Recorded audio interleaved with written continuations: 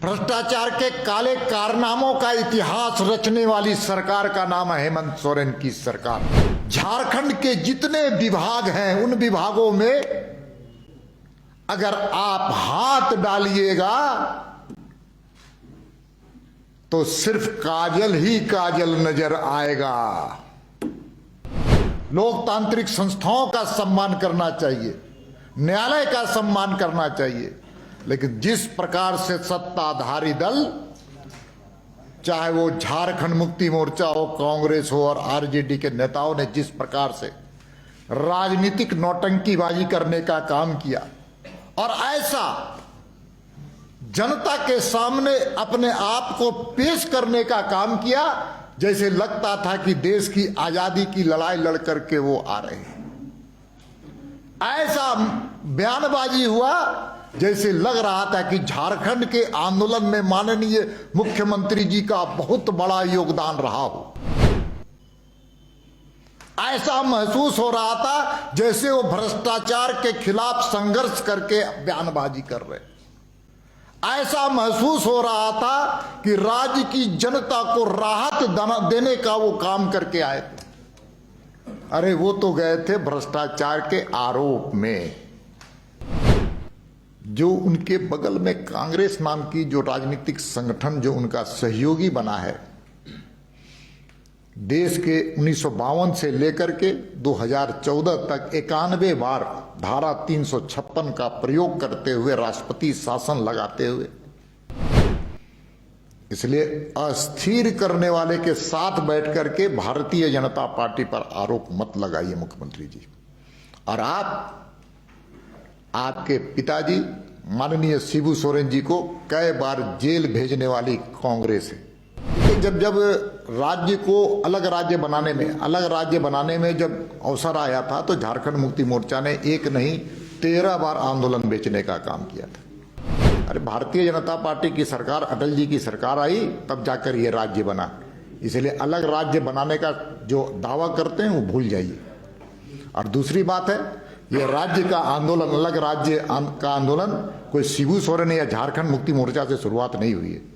हम सबको जानते हैं कि राज्य में सब कुछ ठीक नहीं चल रहा है।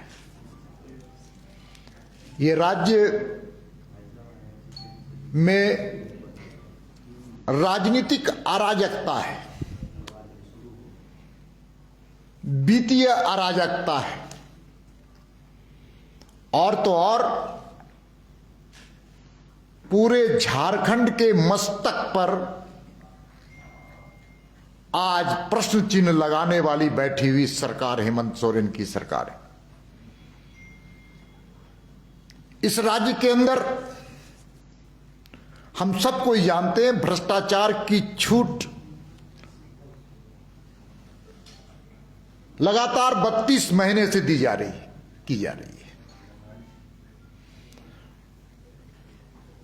भ्रष्टाचार के काले कारनामों का इतिहास रचने वाली सरकार का नाम है हेमंत सोरेन की सरकार। चाहे वो इलीगल माइनिंग का सवाल हो, टेंडर मैनेज करने का सवाल हो, चाहे झारखंड के जितने विभाग हैं उन विभागों में अगर आप हाथ डालिएगा तो सिर्फ काजल ही काजल नजर आएगा। और इसी के कारण जो सत्ता में रसूख रखने वाले लोग थे, चाहे वो प्रशासनिक पदाधिकारी हो, चाहे सत्ता के दलाल, जो सत्ता के कॉरिडोर में घूम रहे थे, वो भ्रष्टाचार में लिप्त थे और जिसके कारण उनको आज जेल की यात्रा सहनी पड़ रही है। वे कौन लोग हैं? उनका संरक्षण कौन दे रहा था? इन संदर्भ में लगातार भारतीय जनता पार्टी झारखंड प्रदेश की इकाई, जिला की इकाई, मंडल की इकाई और हमारी बूथ की इकाई लगातार इन विषयों को लेकर के जनता की आवाज, जनता की अभिव्यक्ति बनकर के सड़कों पर उतरी हुई थी। चाहे वो भ्रष्टाचार का मामला हो, कानून व्यवस्था का मामला हो, तुष्टीकरण की राजनीति का मामला हो।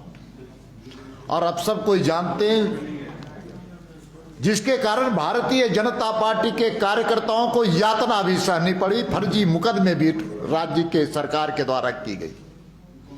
लेकिन भारतीय जनता पार्टी हार नहीं मानने वाली है और ना हार मानती। हम लगातार संघर्ष कर रहे हैं और आगे भी संघर्ष करते रहे। आप सबको जानते हैं कि जिस प्रकार से प्रखंडों में भारतीय जनता पार्टी का प्रदर्शन हुआ है और जनता का जन समर्थन मिला है, ये इस बात का द्योतक है कि इस सरकार से हेमंत सोरेन की सरकार से राज्य की जनता निजात पाना चाहती है, निजात पाना चाहती है। 263 प्रखंडों में भारतीय जनता पार्टी के कार्यक्रम हुए और 2,73,000 लोग उसमें शामिल हुए। इसी आंदोलन को हम आगे बढ़ाना की प्रक्रिया हम कर रहे हैं। अब हमारे जिले में भी कार्यक्रम कल से शुरू होगा और वो कार्यक्रम 25 तक चलने वाला है।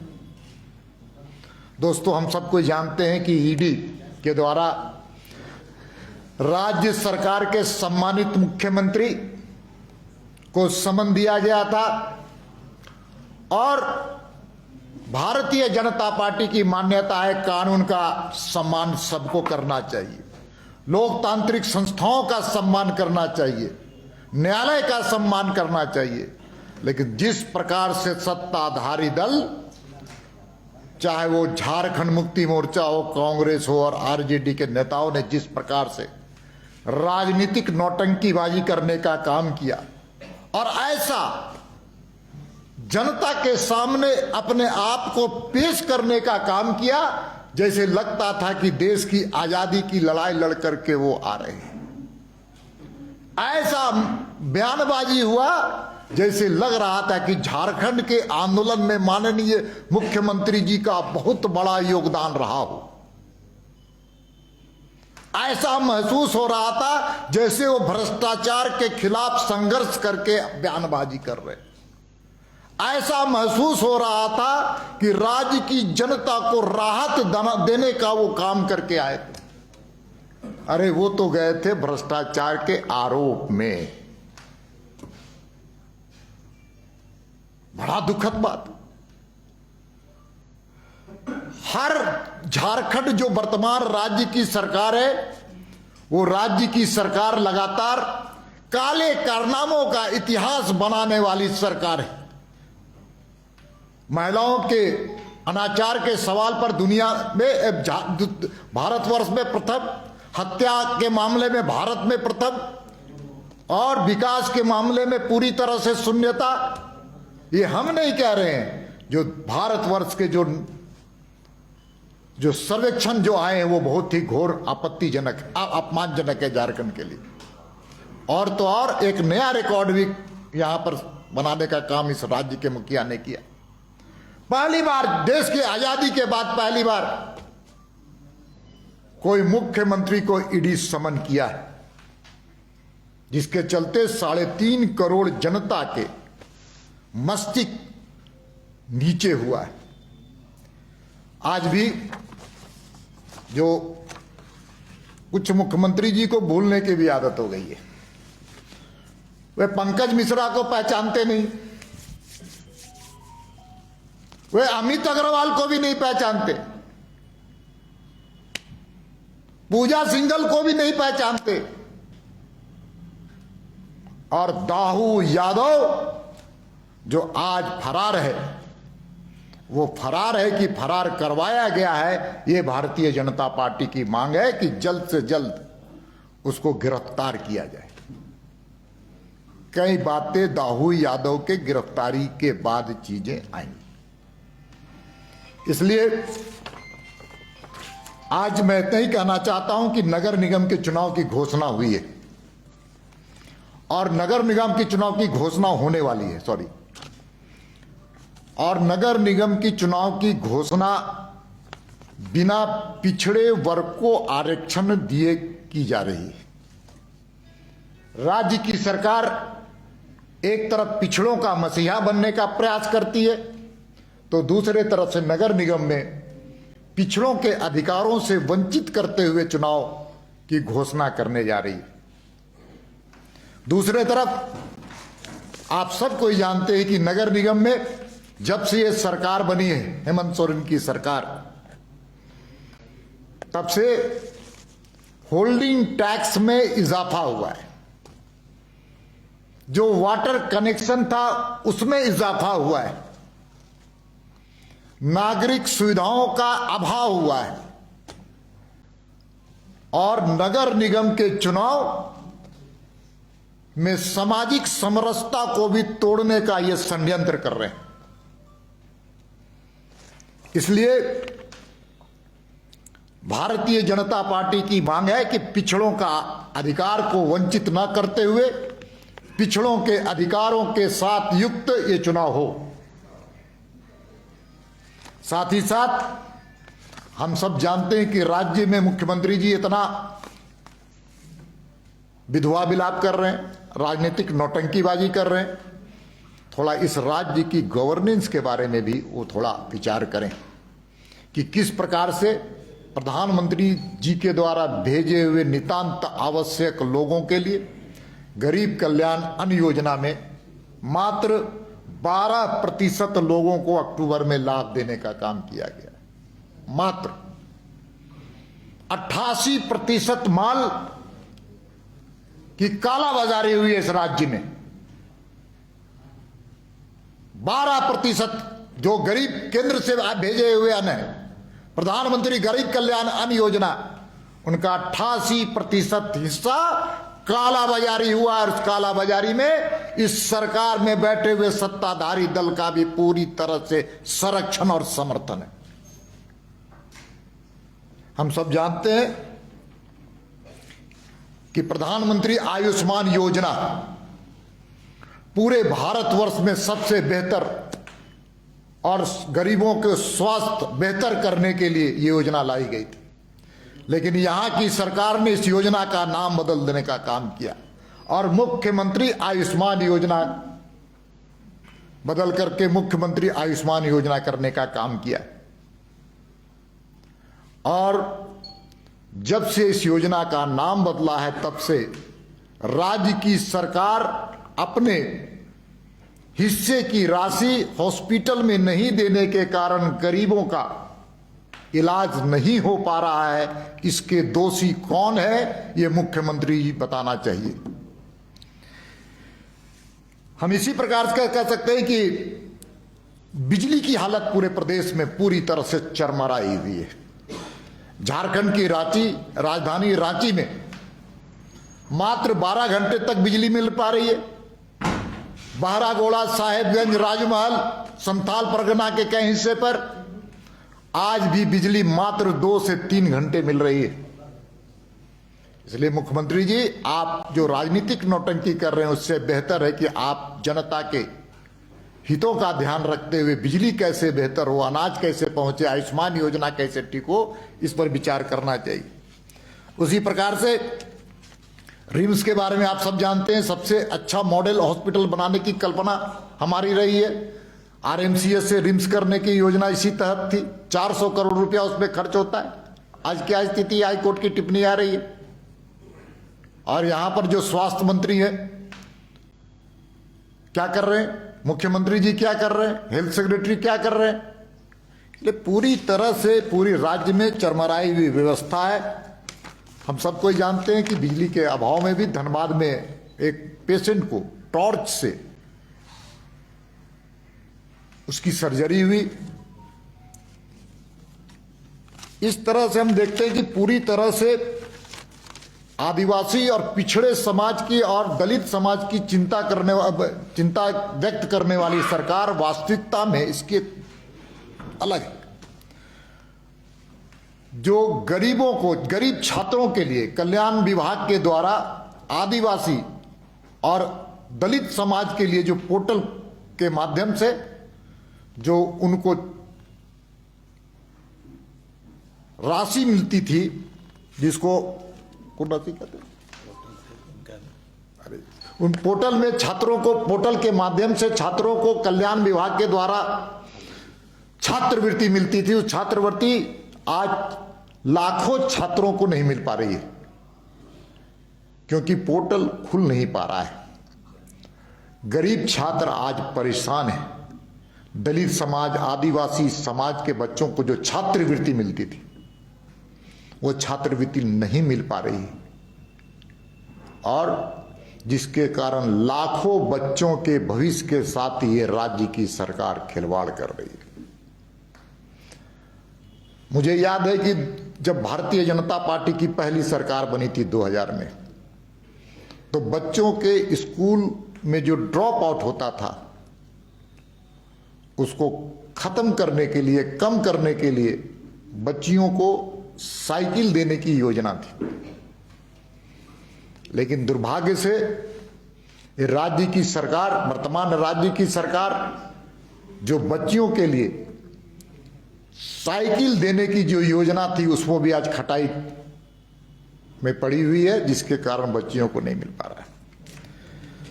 और तो और इस पूरी तरह से यहां पर राज्य में आज भ्रष्टाचार और कानून व्यवस्था और तुष्टीकरण की राजनीति पूरी तरह से फैली हुई है। इसलिए भारतीय जनता पार्टी ने तय किया है कि सभी जिलों में एक जीवंत, धारदार और एक संख्यात्मक दृष्टिकोण से अच्छा और बेहतर प्रदर्शन हम सभी जिलों में करने वाले हैं।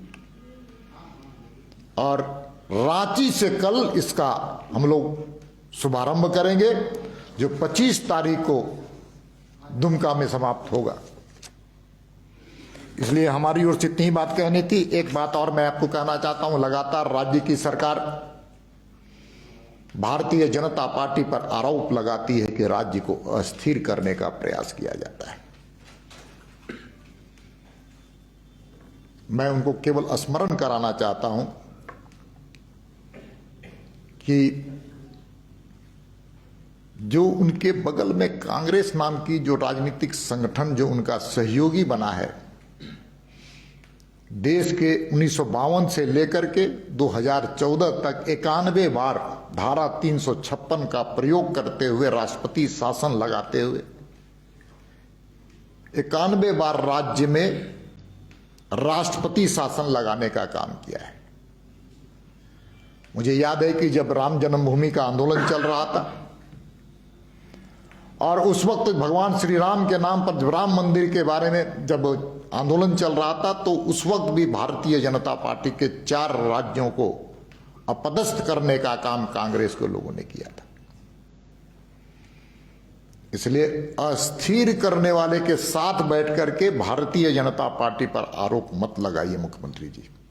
और आपके पिताजी माननीय शिबू सोरेन जी को कई बार जेल भेजने वाली कांग्रेस है। आज उनके साथ बैठ करके आप राजनीति सत्ता की रोटी सेक रहे हैं, लेकिन इतिहास को भी झांकने का काम कीजिएगा, तब पता चलेगा कि भारतीय जनता पार्टी लोकतंत्र पर विश्वास करने वाली पार्टी है, कांग्रेस जैसी पार्टी नहीं है, जिन्होंने देश में 1975 में आपातकाल लगा करके लोकतंत्र को खत्म करने का काम किया था। इसलिए इस प्रकार जो आप आरोप लगाते हैं, झारखंड की जनता उससे आहत है। बहुत बहुत धन्यवाद। मेरी ओर से इतनी ही बात कहनी थी। आपने जो कहा कि पहले मुख्यमंत्री गुजरात में SIT का बैठक हुआ था, प्रधानमंत्री भी पहले सामना कर चुके हैं, तो इस तरह की एजेंसियां हैं, उनसे तो सामना करना पड़ता है। अभी आरोप तो सीधे नहीं है। ठीक आपने कहा है, दोनों एक ईडी आर्थिक अपराध की जांच करने वाली भारत की प्राइम एजेंसी है। जो SIT गठित हुई थी मोदी जी पर, वह दूसरे मामले पर हुआ था।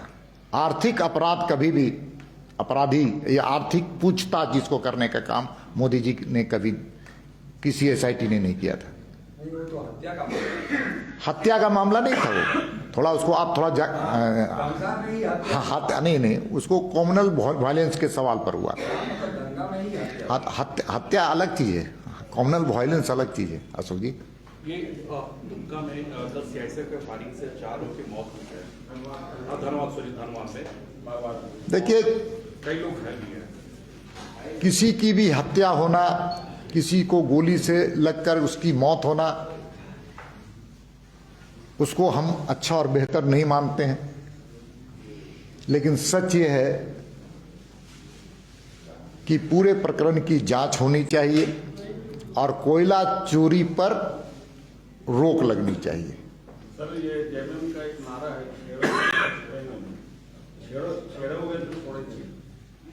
झारखंड मुक्ति मोर्चा ना इस राज्य, देखिए जब राज्य को अलग राज्य बनाने में जब अवसर आया था तो झारखंड मुक्ति मोर्चा ने एक नहीं 13 बार आंदोलन बेचने का काम किया था।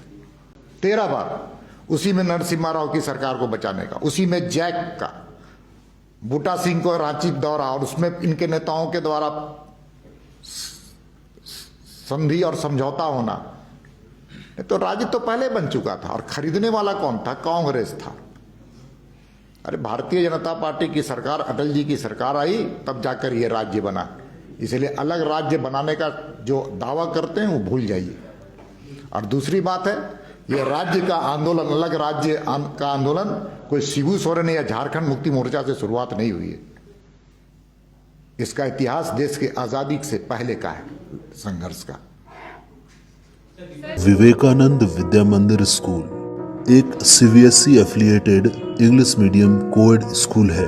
हम शिक्षा के साथ संस्कार देते हैं। thefollowup.in. Like, share, and subscribe. www.thefollowup.in